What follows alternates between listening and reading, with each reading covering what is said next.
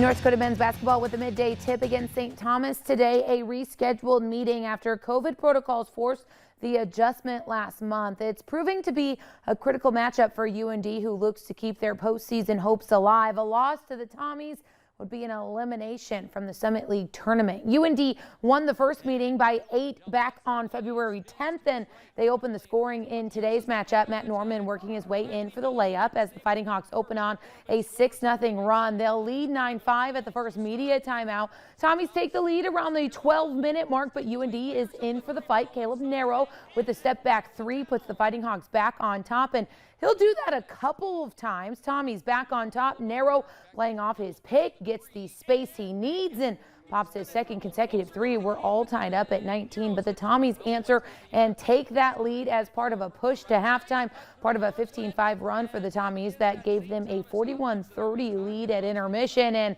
they open the second half on a 10-2 run to increase on that lead. UND fighting back, though, down 20. Norman with a three. He led the Fighting Hawks with 21, 11 of those here in the second half, helping spark a couple of late runs for UND that closed that gap up a bit. A 9-0 run as well as a 7-point run trimmed the deficit to single digits late, but the Tommies solid late from the floor and the free throw line. That would seal the win for them. 84-74 the final. UND will close out the season on Saturday with the North Dakota State Bison in town. The Bison and the Hawks tip off at 1 from the Betty. The women meeting as well, their game in Fargo at the Shack.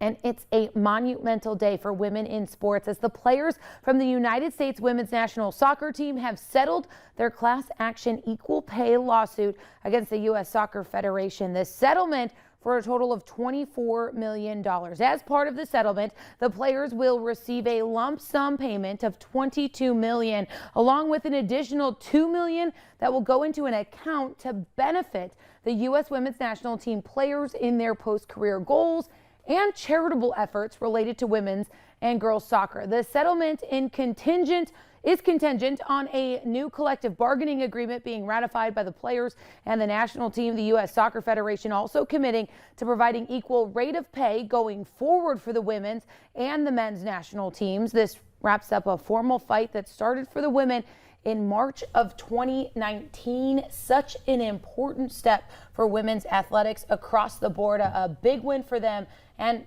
professional women's athletes everywhere. All right. It's huge. Thank